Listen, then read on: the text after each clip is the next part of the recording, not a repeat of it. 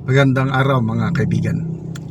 Bigyan natin ng reaction opinion itong post ng News 5 title, Dapat Mag-resign. Nanawagan si Defense Secretary Gilbert Teodoro Jr.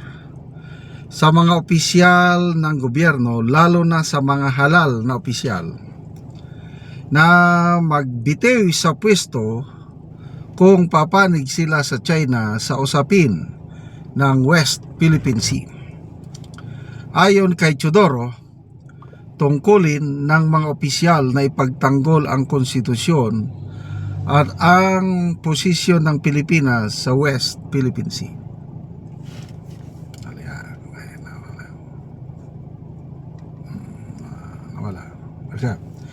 Kung taliwas umano ang kanilang paninindigan, sinabi niyang maaari silang magbitiw o questionin ito sa Korte Suprema. Okay. So, sino ba ang mga halal na opisyal na nagbibitiw ng paninindigan na pabor sa China?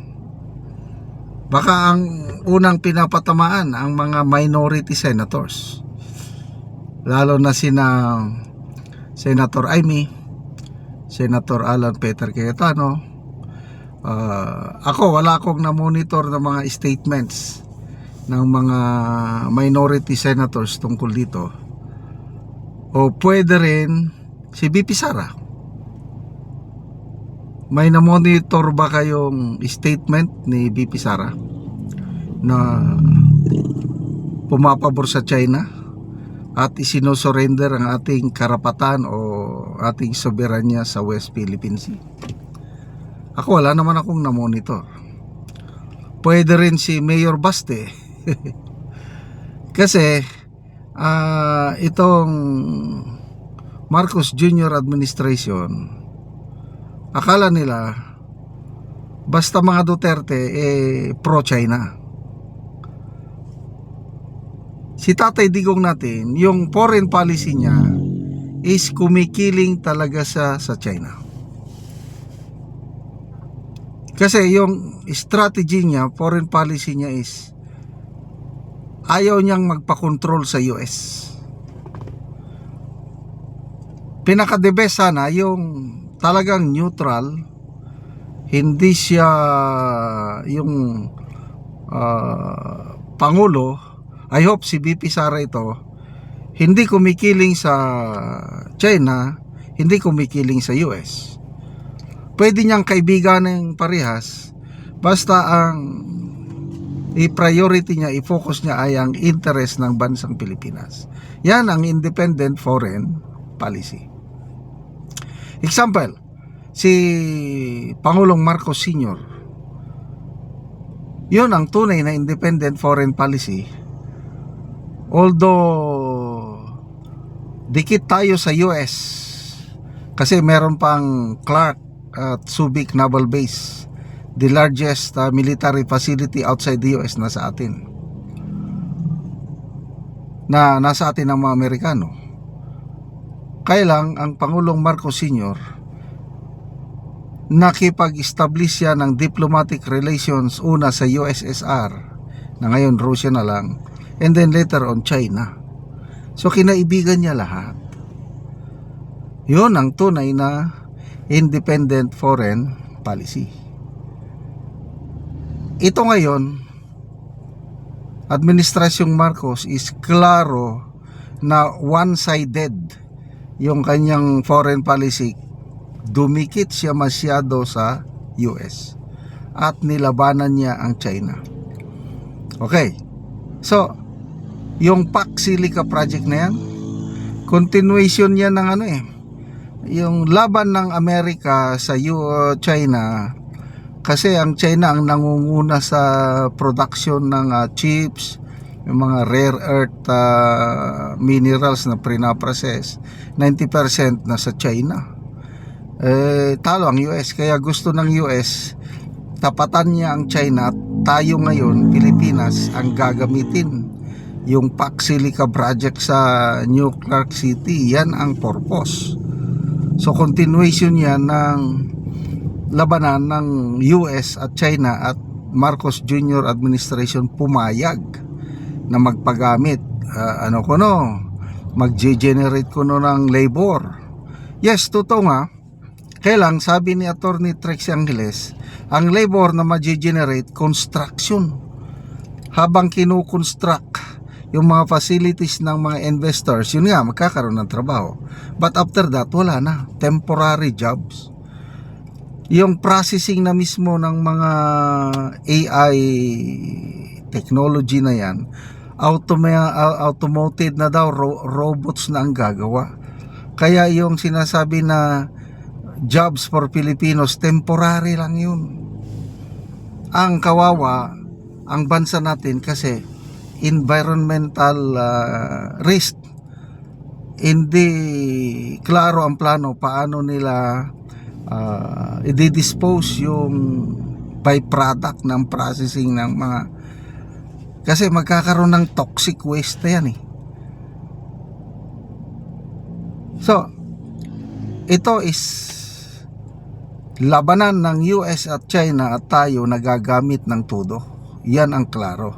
So yung West Philippine Sea na yan na issue, I believe walang local official, walang Pilipino na gustong isurrender yung ating soberanya o isurrender ang ating karapatan sa West Philippine Sea.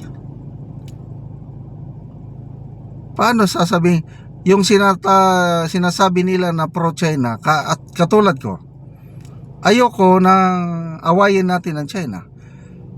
Dapat kaibiganin pa rin, kaya lang huwag nating isurrender ang ating karapatan sa West Philippine Sea. Ganon lang yun. Yung ginawa ni Tatay Digong nung kapanahonan niya, nakipagkaibigan siya sa China, but wala siyang isinurrender na soberanya sa West Philippine Sea.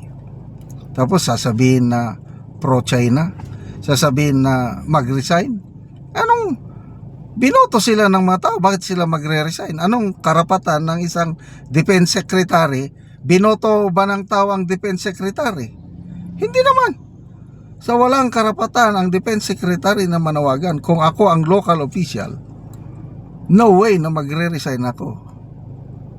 Salamat mga kaibigan sa inyong pagsubaybay sa channel na ito. Nakakatulong kayo ng malaki sa tribong Talandig ng Bukidnon, dahil ang sweldo natin sa channel na ito is pantulong po sa tribo. Namimigay tayo ng libreng yero at pako para makapagpatayo sila ng mas maayos na tirahan. Panoorin nyo ang video na ito. Ako diri sa Panimalay ni Jorili Autahay, nga taga Sitio Kalapa, Tagbak, Talakag, Bukidnon. So mo na ni ang gitabang nga yero nga ilang giatop. So nagdali-dali ni sila sa pag-atop tungod kay nakig-ipon lang ni siya sa iyang igsuon. Tungod kay wala sila balay, so karon nga naay tabang, so karon nag-atop na gid sila sa gitabang sa ilahang nga yero. So mo na ni ang itsura sa ilang balay. So dinhi na gid ang ilang tuluganan. Yung odto sir kuan ay maing odto sa tanan. Unang-una pasalamat pod ni sa Ginoo nga kuan. Nga nagyud siya gigamit nga tao nga para nakatabang sa amoa. Pasalamat mi nga nakakuan na mig kuan balay. Nga kuan kay sa una kuan ra ga dito ra mi ga tipon sa akong manghod. Murag kakuan sad mi dayon. Dako gid kay siya tabang sa amo ang nakahuman nami sa among balay. Kuan ang Ginoo na gid ang magbalo sa nagtabang. So, yan kuan ganun. Manghinaot mi nga kuan magpadayon pa ni siya nga tabang kay para daghan pa ang matabangan nga mga tao, kay daghan pag sad ang gakinahanglan nga para makabalay sila, kay kung kita ra murag galisod gid sad ta usahay sa kuan mao nang dako ay ni siya nga tabang sa katawhan. Siguro na So pila ka tuig nga nakig-ipon lang ka sa imong igsuon? murag kuan mag isa na ka tuig. Isa na ka tuig. Oo. So karon na mo nga nakabalay nga tungod lang sa kay naay tabang. Kung wala pa ang tabang, di pa gyud mo kabalay. Di na kakabadgetan yun. So kung ang inyong pangwarta taman ra gyud sa kaon. Oo. Oo, so salamat kaayo. Salamat gid kay sa nagtabang.